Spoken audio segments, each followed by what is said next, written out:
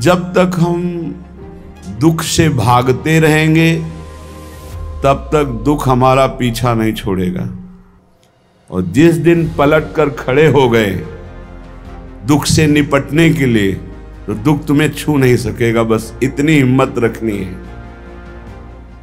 हम बड़े महापुरुषों की बात कह रहे हैं। जब तक तुम दुख से भागोगे तो जिधर भाग रहे हो दुखालयम अशाश्वतम, दुख ही दुख है।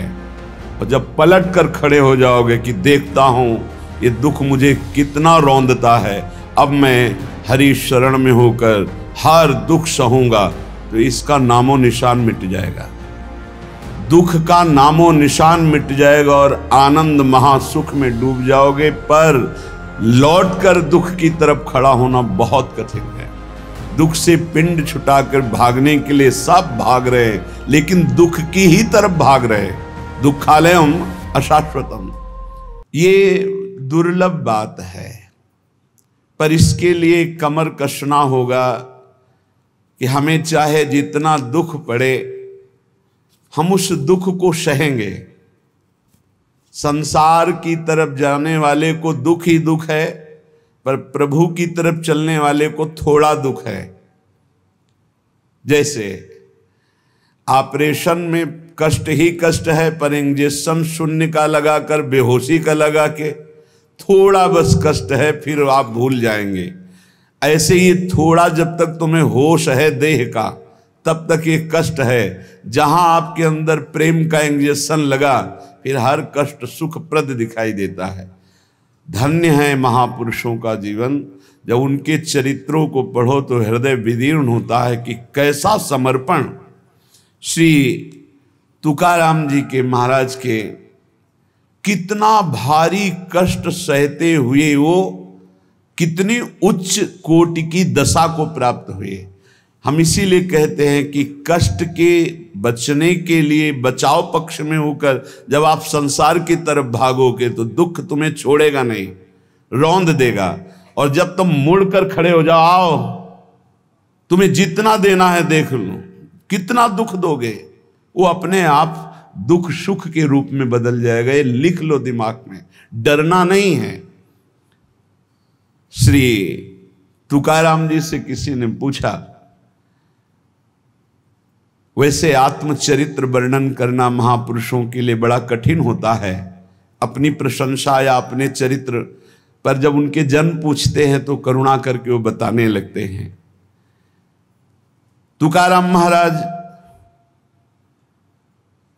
जब हरि कीर्तन में अद्भुत अवस्था को प्राप्त होते तो ये देखकर भक्त जनों के हृदय में कि महाराज आपको ऐसी अवस्था कैसे प्राप्त हुई, तो सुनो हमारे ऊपर पांडुरंगा की कृपा हुई। पहली, मेरा जन्म आप लिख रहे हैं चतुर्वर्ण में हुआ, मुझे व्यवसाय मिला व्यापार का, लेकिन पांडुरंगा जब अपने में लगाना चाहता है तो व्यापार सफल कैसे हो सकता है, असफल हो गया व्यापार। सारी संपत्ति हमारी जाती रही, घाटा ही घाटा व्यापार में।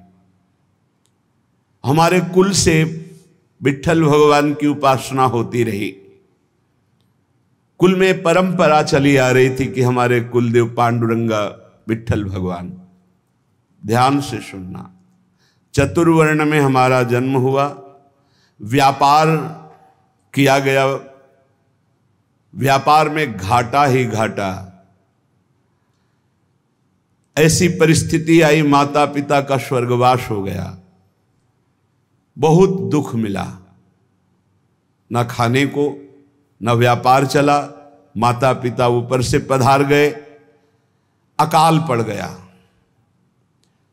जो घर में बचा हुआ अन्न था कुछ दिनों में खत्म हो गया, बाहर से आने का कोई गुंजाइश ही नहीं रह गई, सब स्वाहा। जो हम पिता माता की बनाई हुई प्रतिष्ठा थी वो भी धूल धूसरित हो गई। यहां तक कि मेरे परिवार को अन्न के लिए तड़प तड़प कर प्राण त्यागना पड़ा, खुद आपने लिखा। हर तरह से चारों तरफ मुझे अंधेरा ही अंधेरा, कष्ट ही कष्ट। आपको स्थिति कैसे प्राप्त हुई आप वर्णन। मुझे अपने ऊपर लज्जा आने लगी कि ना पत्नी को अन्न दे सका, ना परिवार को पाल सका। क्या जीवन मेरा, बड़ा हृदय में दाह हुआ, सब कुछ नष्ट भ्रष्ट हो गया। ये जिस पर मैं कृपा करता हूं ये लीला। ऐसी हालत में अब कुछ नहीं बचा, तो विट्ठल भगवान का मंदिर जो टूटा हुआ पड़ा था उसमें जो सेवा हो रही थी उसमें लग गया जाकर के, जीर्णोद्धार। उसमें रात दिन खूब शरीर को मेहनत करके परिश्रम करके सेवा करता और कुछ वहां से नहीं लेता, बस सेवा ही सेवा, खाने को भी नहीं। मन में उमंग आई, पहली बार की एकादशी व्रत रहूंगा। प्रारंभ की बात बता रहे हैं जहां से स्थिति भगवदाकार बनती है। देखो, जिस पर विशुद्ध कृपा होती है ये प्रतिकूलताएं शुरू हो जाती हैं। कोई भी भक्ति मार्ग का उपासक घबराए नहीं, हिम्मत रखे। ये प्रतिकूलताएं अनंत जन्मों की बिगड़ी को सुधारने के लिए हैं, क्योंकि एक ही रास्ता बचता है प्रभु का। प्रतिकूलता ना मिले तो चढ़ाई नहीं चढ़ सकते अध्यात्म की। मन में आया कि बाद से एकादशी रहा करूंगा।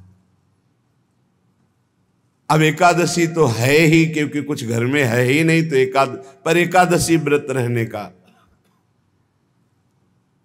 भजन में मन नहीं रमता था क्योंकि अभ्यास ही नहीं था।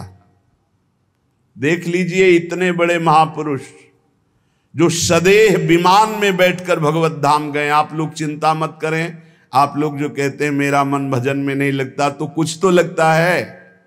श्री तुकाराम जी लिख रहे हैं, आरंभ में बिल्कुल मेरा भजन में मन नहीं लगता था, पर संतों के चरित्र पढ़ने में मन लगता। संतों के चरित्र पढ़ता और उनके वचनों को बार बार याद करता कि उन्होंने क्या कहा है। उनके वचनों से मुझे बोध होने लगा।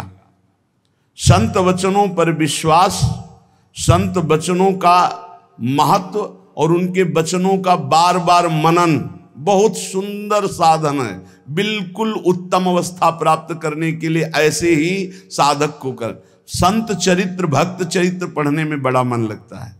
उनके वचनों पर बड़ी निष्ठा, बड़ा भाव, उन्हीं के वचनों का बार बार मनन। अब मन लगने लगा कि जहां हरि कीर्तन होता है वहां पीछे जाके खड़े हो जाए। महाराष्ट्र में प्रायः खड़े होकर कीर्तन करने की प्रथा है। आगे महापुरुष गा रहे हैं, पीछे सब मंजीरा लिए हुए, मृदंग लिए हुए खड़े गान करते हैं। तो मैं भी कीर्तनकारों के पीछे खड़ा हो जाता और जैसे वो कीर्तन का भाव प्रकट करते वैसे ही कीर्तन गाने की चेष्टा करता। भक्तों के चरित्र पढ़ना, संतों की बातें मनन करना और कीर्तन में उपस्थित होने से मेरा मन शुद्ध होने लगा। अब तो कीर्तन में मेरा मन बहुत लगने लगा। कीर्तन भजन करने वालों को जहां देखता तो साष्टांग दंडवत हो जाता और गिरकर उनके चरणों में प्रार्थना करता कि थोड़ा चरणामृत उतार लेने दो। तो वो मुझे चरणामृत उतारने का अवसर देते और जब मैं चरणामृत पीता तो मुझे अपार आनंद आने लगा। अब तो मेरी लज्जा चली गई। जहां संत को देखता, भक्त को देखता, कीर्तनकार को देखता, चरणों में लौट जाता और उनसे प्रार्थना करता कि आप हमको चरणामृत दे दें। वो हमारी दैन्यता देखकर चरणामृत दे देते। अब हमारे मन में आया कि शरीर को भारी कष्ट देकर भजन करो। ये निष्ठा, ये निष्ठा। शरीर आराम सुख की व्यवस्था चाहने वाला भजन में रुचि नहीं प्रकट कर पाता। ये ध्यान रखना। चाहे जितना शरीर में कष्ट हो, पर जैसे एक गरीब आदमी धन कमाने के लिए प्रयासरत रहता है, ऐसे भजनानंदी भजन के लिए प्रयासरत रहता है। रात्रि विषयी पुरुषों के लिए सोने के लिए अच्छी लगती है, भजनानंदियों के लिए रात्रि भजन के लिए होती है। थोड़ा विश्राम किया, जग के बैठ गए। बैठने की सामर्थ्य नहीं, फिर करवट ली हुई, लेटे हुए, आंख खोले हुए, मंत्राकार वृत्ति। समय हुआ शौच स्नान, अपनी दिनचर्या। नींद नींद कहां? जब तक भगवत साक्षात्कार नहीं तब तक नींद कहां, जब भगवत साक्षात्कार हो गया तो नींद कहां? क्योंकि तमोगुण का पूर्ण नाश हो जाता है, त्रिगुणातीत अवस्था प्राप्त हो जाती है। ये निश्चय हुआ कीर्तन में जाने से, भगवत भक्तों के चरित्र पढ़ने से, भगवत भक्तों के वचन मनन करने से, भगवत भक्तों का चरणामृत पीने से, भगवत भक्तों के चरणांग में साष्टांग दंडवत करने से, कि शरीर को कष्टप्रद करके खूब भजन किया जाए। ये बड़े भाग्यशाली जो ये शब्द समझ पावे। शरीर को कष्ट रखते हुए भजन करना, चैन नहीं लेने देना, ये बड़े भाग्यशाली होंगे सो ये बात पकड़ पाएंगे। अब शरीर को कष्ट, अब बैठे हैं, जैसे श्री महात्मा बुद्ध जी ने कहा, इहासने सुस्यति में शरीरम, मेरा शरीर इसी आसन पर बैठकर सूख जाए, हड्डी टूट जाए, मांस गलित हो जाए, लेकिन जब तक ब्रह्मबोध नहीं होगा मैं उठूंगा नहीं। ये निष्ठाएं महापुरुषों की पकड़नी होती है। शरीर को बहुत सुखद नहीं, उचित भोजन, उचित नींद, रात दिन भजन। मैंने भगवत भजन में शरीर को घिस डाला। तुकाराम जी के रात दिन कीर्तन, रात दिन भजन। अब अच्छा लगने लगा तप, कष्टप्रद भजन, कष्टप्रद शरीर और खूब भजन अच्छा लगने लगा। ये मन का एक स्वभाव है। इसे भोगों में लगा दो तो ये भोगों की अभ्यास बढ़ाता चला जाएगा, और भजन में लगा दो तो भजन का अभ्यास बढ़ाता चला जाएगा। जब अन्न त्यागा, फलाहार में आए, तब फलाहार भी त्यागने की इच्छा जागृत हो गई कि सावन भर केवल जल पी कर रहेंगे, गंगा जल पी कर रहेंगे। बड़ा उत्साह, त्याग की तरफ तरो तो मन क्रम बाई क्रम त्याग बढ़ाता चला जाता है, और भोग की तरफ बढ़ो तो मन क्रम बाई क्रम भोग बढ़ाता चला जाता है। ये चतुर उपासक त्याग की तरफ बढ़ता है, अविवेकी भोग की तरफ बढ़ता है। इस प्रकार मेरी परमार्थ की साधना आरंभ हुई। कथा सुनना, कीर्तन में सम्मिलित होना और संतों से प्यार करना। संतों को देखते ही एकदम लौट जाना, ऐसा लगना कि हो भाग्य। ये प्रायः महापुरुषों की वाणियों में पाया गया। गोस्वामी तुलसीदास जी कहते हैं, जैसे मेघ को देखकर मोर कुहुक पड़ता है, नाचने लगता है, ऐसे संत को देखकर जो भक्त आनंदित हो जाता है, ओहो अहो भाग्य, आज संत दर्शन हुए, और मन नाच पड़ता है, उसके हृदय में भगवान प्रेम वर्षा करते हैं।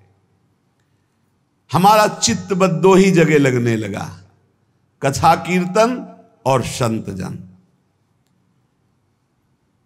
परहित की बात आती तो शरीर की परवाह न करके दूसरों की सेवा करने में बड़ा सुख मिलने लगा।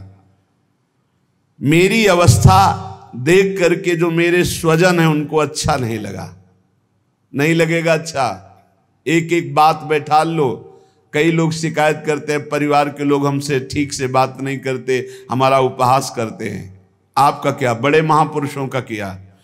परिवार के स्वजनों को ये अच्छा नहीं लगता, हमारा भजन, हमारा संत प्रेम, हमारा परोपकार, उनको देखी ये नहीं गई।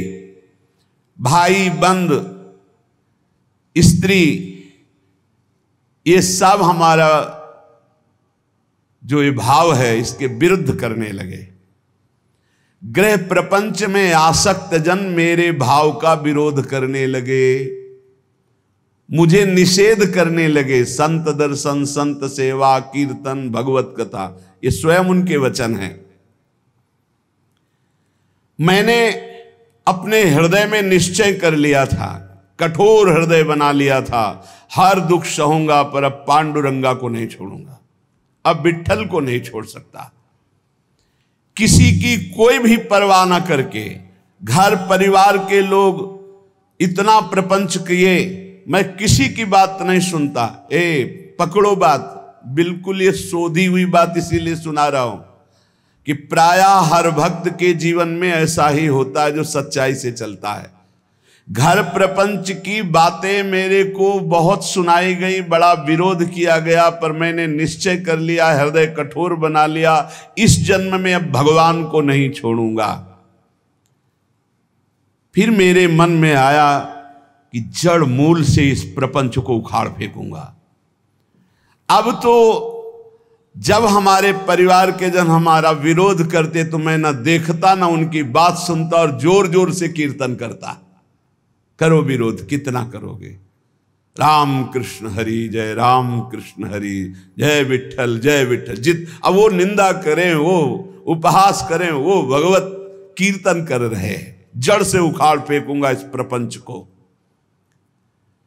स्वजन अपनी ओर खींचते और विठ्ठल अपनी ओर खींचते, यही चलता है साधक के। एक तरफ भगवान का आकर्षण, एक तरफ माया का आकर्षण।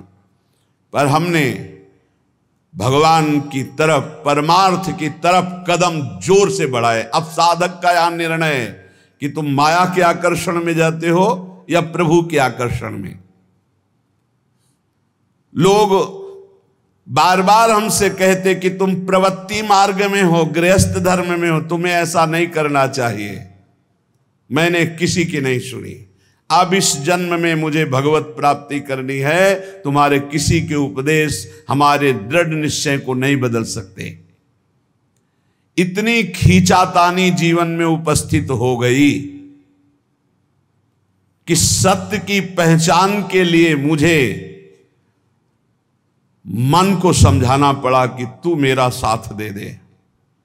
अब जगत में तो कोई साथ नहीं दे रहा। अय मन, तू मेरा साथ दे दे, तू मेरा साथी बन जा और सत्य स्वरूप भगवान श्री हरि के पथ का अनुसरण कर, तू कृतकृत्य हो जाएगा। तुकाराम जी महाराज कह रहे, कोई साथ नहीं दे रहा, अय मन तू तो मेरा साथ दे दे, मेरा साक्षी बन जा और भगवान सत्य स्वरूप हैं, उनके मार्ग का अनुसरण कर। इस असत्य संबंध, पति पुत्र परिवार, ये मिथ्या नश्वर प्रपंच भोग, तिलांजलि दे दे मन, तू मेरा साथी बन जा। मैंने बहुत लोगों के मतों को नहीं माना।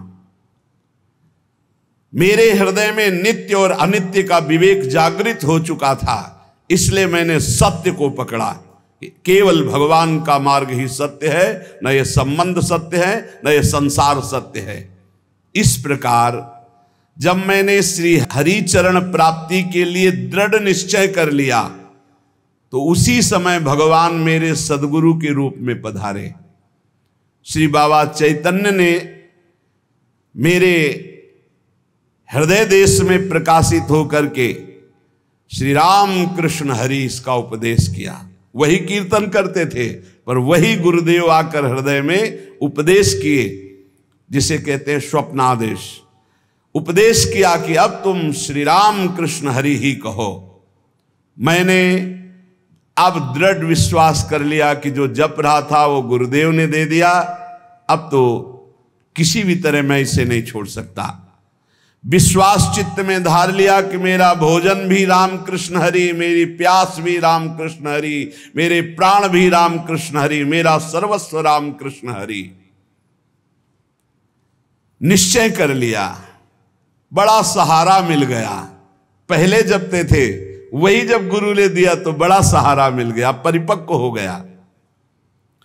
अब तो बैठ करके 24-24 घंटे नाम कीर्तन, क्योंकि निश्चय पहले ही कर लिया था शरीर को कष्ट देकर भगवत भजन करना। ये बहुत जल्दी भजन रंग लाता है। जब चित्त लवलीन होने लगा तो मेरे हृदय में कविता की स्फूर्ति होने लगी। श्री हरि के लीला गुण प्रकाशित होने लगे, उनको कविता रूप में लिखने की स्फूर्ति हुई। श्री हरि का कीर्तन और श्री हरि प्रदत्त अभंग वाणी प्रकट हुई मेरे हृदय में। मैंने देखा कि मेरी बुद्धि में ये ताकत नहीं थी, ये मेरी बुद्धि में श्री हरि कीर्तन से प्रकाश हुआ, हरि लीलाओं का। ये भगवत प्रसाद से मेरे अंदर आया। ये भगवान की ही प्रेरणा से अभंग निकलते थे। मैं गदगद होकर के अश्रु प्रवाह करने लगा कि कैसी कृपा की मेरी बुद्धि में एक भी लीला नहीं थी और आज लीलाओं की बाढ़ आ रही, गुणों की बाढ़ आ रही है। मैंने श्री हरि चरणों के प्रति और दृढ़ विश्वास और दृढ़ श्रद्धा प्रकट हुई। क्रम चलता रहा। बीच में रामेश्वर भट्ट के द्वारा बड़ा हमारे साथ निषेध आघात हुआ। मैंने भगवान की कृपा समझी, निषेध आघात हुआ, उसको भी सहा। बड़े विघ्न डाले जाते हैं। ये माया भगवती बड़ी विचित्र है। भगवान की प्रेरणा से मैंने उसको भी सहा। समाज का विरोध, घर का विरोध, माया का नाना प्रकार तांडव, खाने को नहीं, हर अव्यवस्था।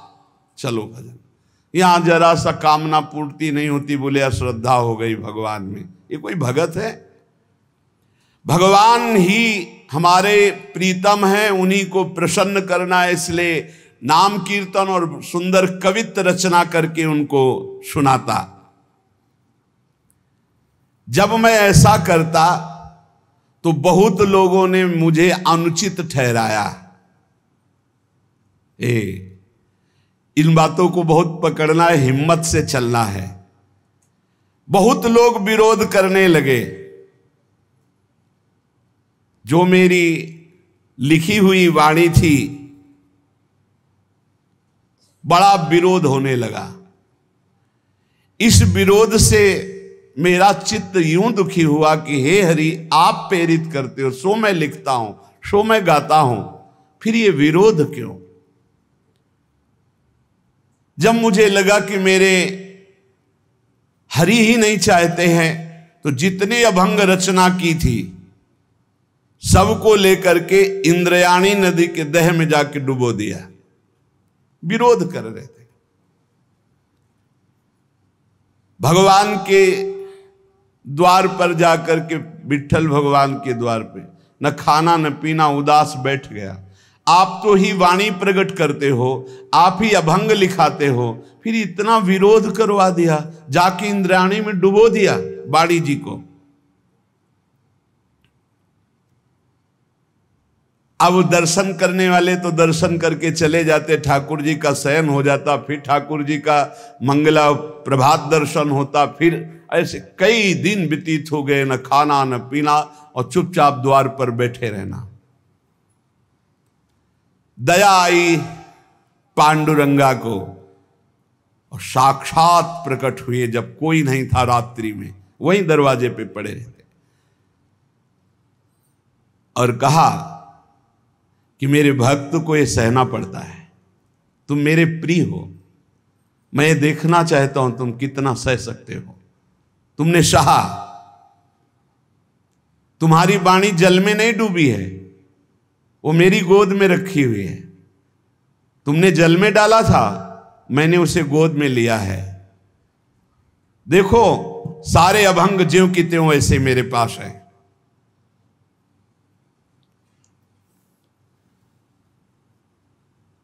अभंग ज्यों के त्यों, जैसे श्री भगवत रसिक जी की वाणी यमुना जी में, तो यमुना जी ज्यों कत्व, एक अक्षर भी गीला नहीं हुआ था, ज्यों कत्व ले। ऐसे भगवान ने कहा जो तुमने इंद्राणी में डुबो दिया ना अपनी वाणी, कि सब विरोध करते, मैंने अपनी गोद में लिया है। ये रहस्य रघुनाथ कर बेग न जाने कोई, सहना पड़ेगा इतने बड़े महापुरुष को भी। कितने कष्टों से ही भरा जीवन।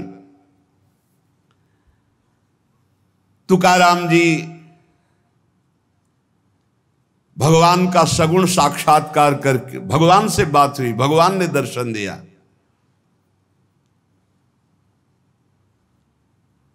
उन्होंने जो अपने जीवन में कष्ट सहा, उस कष्ट से भगवान के प्रति उनकी ममता घटी नहीं, उनकी ममता बढ़ी। भक्त वही है कि जितना उन कष्ट मिले, जितनी विपरीतता आवे, उतना भगवान के प्रति प्रियता बढ़नी चाहिए। ये जगत का जो नाटक का स्वांग रचा है उस परमात्मा ने रचा है। तुम भी उसी स्वांग के एक हिस्से हो, बस स्वांग मात्र करो, सच्चाई से नहीं। तुम न किसी के सच्चे पति हो, न किसी के पुत्र हो, न किसी के पिता हो, न किसी की पत्नी हो। तुम भगवत स्वरूप हो, स्वांग मिला है, स्वांग करो। और सच्चाई है कि मैं ईश्वर के नाम रूप लीला धाम में निरंतर चित्त को जोड़े। ये सच्चा नहीं है, झूठा है। ना तुम कुछ दिन के जो बने हुए पति हो, ना शाश्वत पति नहीं हो। तुम पहले नहीं थे, बाद में भी नहीं रहोगे, बीच में कुछ दिन के हो, लेकिन शाश्वत है सच्चिदानंद प्रभु। श्री तुकाराम जी कह रहे, नटनाट्य अवधे संपादिले सोंग। ये स्वांग है, ये नट का नाट्य है, बिल्कुल नाटक जैसा करो। सत्य है भगवन नाम, भगवत रूप, भगवत लीला। क्या कोई अंगारों की सेज पर सुख की नींद सो सकता है? तो उत्तर आएगा नहीं। तो क्या खटमल की चारपाई पर सुख की नींद सो सकता है? तो बोले नहीं। तो बोले ऐसे ही भोग वासना, नाना प्रकार की गंदी वासना, ये क्या तुम्हें सुख चैन से सोने देंगी? अनंत जन्मों से जलते हुए चले आ रहे हो, आगे भी जलना पड़ेगा। नहीं, आगे बढ़ो, संसार के मार्ग में नहीं, भगवत मार्ग में, तभी सुख से विश्राम कर। गोस्वामी तुलसीदास जी कह रहे हैं, जाकी कृपा लवलेस ते मति मंद तुलसी दास हूं, पायो परम विश्राम, राम समान प्रभु नाही कहूं। पायो परम विश्राम, आप चैन की नींद। काहू के बल भजन को काहू के आचार, व्यास भरोसे कुंवर के सोवत पाव पसार। चैन की नींद, ये अंगारों की सेज पर पड़ना है, जो भोगों में, जो नाना प्रकार की वासनाओं, मानो खटमल की चारपाई पर। कहां चिंता शोक भय से युक्त कहीं नींद आती है? जब तक देह भाव है प्यारे कि मैं स्त्री हूं, मैं पुरुष हूं, तब तक बंधन को प्राप्त हो। भाव ही देह भाव को नष्ट करेगा, भगवत भाव कर्म बंधनों को नष्ट करेगा। दही मत कर जब उससे मक्खन निकाल लिया जाता है, तो मक्खन छाछ में डालने से ऊपर ही रहता है, कभी डूबता नहीं है। जब तक मथा नहीं गया था तो एक में ही एकम एक था, और जब मथ कर दही को मक्खन निकाल लिया गया तो फिर उसे छाछ में छोड़ दो, फिर नहीं मिल सकता। ऐसे ही खूब नाम जप करके पहले जीवत तो नष्ट कर दो, फिर संसार में रहोगे तो ऐसे रहोगे जैसे छाछ के ऊपर मक्खन रहता है, कभी मिल नहीं सकता। तुकाराम जी कहते हैं, दही से पहले मथ करके मक्खन अलग कर लो, फिर मिलाना भी चाहोगे तो चाहे जितना प्रयास करो मिलेगा ही नहीं। ऐसे ही एक बार तुम देह भाव से अलग हो, नाम जप करके ऐसा ज्ञान प्राप्त करो, फिर संसार में तुम्हें कोई नहीं बांध सकता। प्यासा प्यासे की हालत जानता है, भूखा भूखे की हालत जानता है। ऐसे ही भगवत मार्ग का पथिक, केवल भगवत मार्ग के पथिक ही भगवत मार्ग के पथिक को जानते हैं, दूसरे नहीं जान सकते। दूसरों को तो आश्चर्य लगता है, ऐसा कैसे हो सकता है कि घर में खाने को नहीं, हर कष्ट हर, और वो खूब नाच नाच करके नाम कीर्तन कर रहे हैं। ऐसा कैसे हो सकता है कि घर में इकलौते पुत्र का 100 पड़ा हुआ है और वो नाम कीर्तन कर रहे हैं? ऐसा कैसे हो सकता है कि क्षण क्षण पर कष्ट दिया जा रहा है और वो हरि हरि हरि मेरा हरि मेरा हरि? ऐसा कैसे हो सकता है प्रहलाद जी? ऐसा कैसे हो सकता है? 22 बाजारों में मार कोड़े खाल खींच ली गई, फिर भी ना तो भक्ति में फर्क पड़ा ना भक्त में फर्क पड़ा। वैसे ही भक्ति, वैसे ही मुख प्रसन्न। कैसा कैसे हो सकता है? ये बात जैसे प्यासे को प्यासा जानता है, भूखे को भूखा जानता है, ऐसे ही भगवान के भक्त को सिर्फ भगवान का भक्त जानता है। ये विषयी सांसारिक प्रापंचिक लोग उसे नहीं जान सकते। तुकाराम जी कहते हैं, माया योग से जीव दुर्दशा को प्राप्त हो रहा है और भक्ति योग से महासुख को भोगेगा। इसलिए माया योग से हटो और भक्ति योग को प्राप्त करो। अनित्यम असुखम लोको मिमम प्राप्य भजस्व माम। ये संसार के नाशवान सुख भोगों से मन को हटाओ, लोक के भोग तुम्हें दुर्गति को प्राप्त करा देंगे। प्राप्य भजस्व माम, मुझे भजो, भगवान कह रहे मेरा स्मरण करो। बाटे या जनाचे थोर व आश्चर्य विषय वडिम भूतले जीव। तुकाराम जी कह रहे हैं कि जीव भोगों में फंसकर समय को नष्ट कर रहा है। वो समझ रहा है बड़ा अच्छा समय व्यतीत हो रहा है, लेकिन आगे भयानक दुख आने वाला है, फिर मृत्यु होगी, फिर अन्य योनियों में जाओगे। इसलिए भजन कर लो। पैसा के बल से, भोगों के बल से, पद के बल से तुम काल से नहीं बच सकते। उन्मत्त मत हो, भजन कर लो। तुकाराम जी कह रहे बड़ी दया आ रही ऐसे जीवों पर जो भोगों के बल से, धन के बल से अपने जीवन को नष्ट कर रहे हैं कि समय बढ़िया जा रहा है बड़ी मौज मस्ती से, लेकिन वो आगामी दुख को नहीं देख पा रहे हैं। अरे ये मुझे ना भजे ऐसा कौन सा बल है इनको मिल गया कि ये निश्चिंत होकर भोगों में पड़े हुए हैं। भगवान को भी दया आती है कि ये जीव कैसा भूला हुआ है। इनमें कौन सा ऐसा दम है जो अंत काल में तुम्हें काल से बचा सकता है। रुपया में, पत्नी में, पुत्र में, पति में, परिवार में, धन में, किस में ऐसा बल है जो तुम्हें मृत्यु से बचा सके। जब मृत्यु से नहीं बचोगे तो फिर अगला जन्म होगा, फिर उस योनि में नया। ये कब तक चलता रहेगा? क्या यमदूतों से तुम्हें ये रुपया पैसा बचा लेगा? क्या यमदूतों के दंड से तुम्हें ये नाना प्रकार के शरीर संबंधी लोग बचा लेंगे? नहीं। तो विद्या बचा लेगी, वयस बचा लेगी, प्राणियों का रिश्ता नाता तुम्हें बचा लेगा। अरे अब होश में हो जाओ। संसार काल का कलेवा है, इसमें कोई नहीं बचेगा, सब मरेंगे। इसलिए नाम जप कर ले, अपने को बचा ले। बचाना क्या है? देह भाव से हट गए, बच गए। भजन के बल से देह भाव से हट गए तो मृत्यु का प्रवाह देह में होगा, आपका आपके ऊपर नहीं। आप परम पद को प्राप्त हो जाएंगे। जीव तू मृत्यु को मत भूल। मृत्यु को बड़ा चस्का लगा है लोगों के मारने का। वो किसी को नहीं बख्शती, सबको मारती चली जाती, रौंदती चली जाती है। एकमात्र नंद नंदन यशोदानंदन है जो तुम्हें मृत्यु से बचा सकते हैं, देह भाव रहित करके। चाहे कोई कितना बुद्धिमान हो, क्या चीनी से ऊख बना सकता है? गन्ना बना सकता है?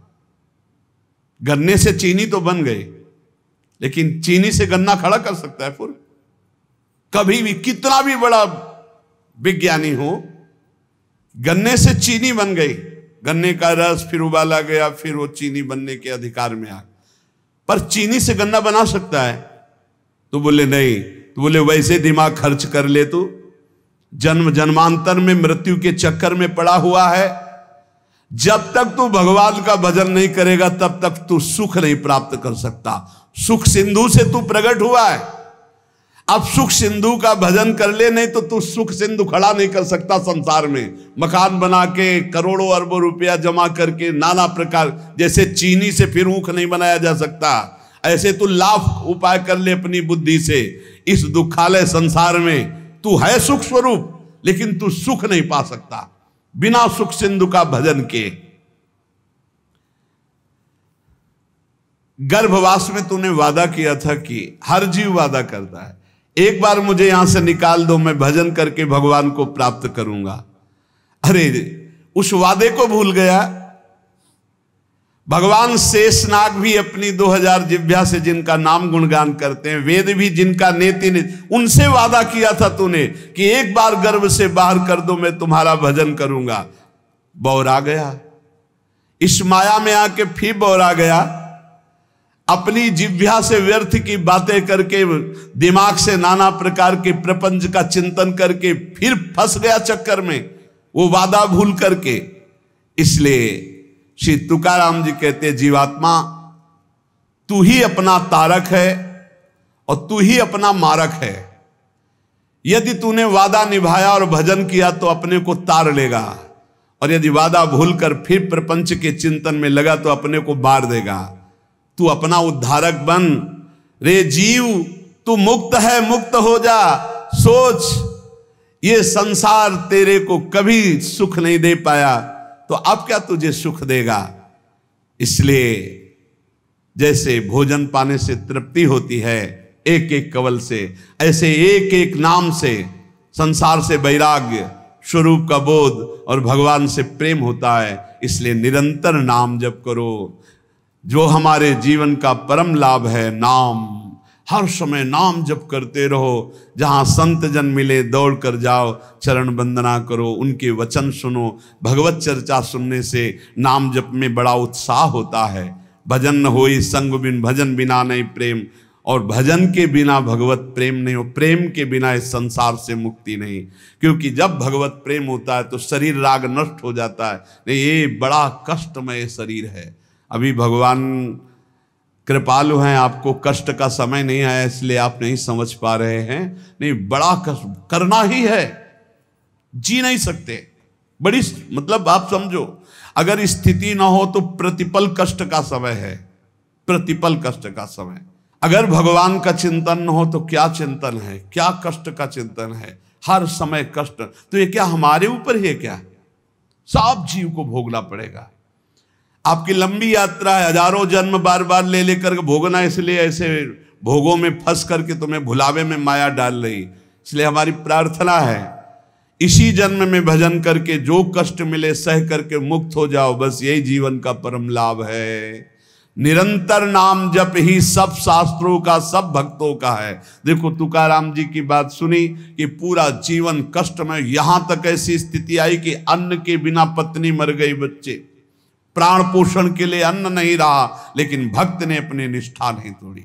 निरंतर नाम कीर्तन, संत चरणामृत, संत चरण रज का सेवन करके ऐसी ऊंचाई पर पड़े कि आखिरी में जब तो भगवान वो कह रहे, देखो भगवान श्री हरि विमान लेकर आ रहे हैं। भगवत पार्षद आए, विमान आया, सबसे प्रणाम किया और विमान में चढ़कर तुकाराम जी भगवान के धाम को गए।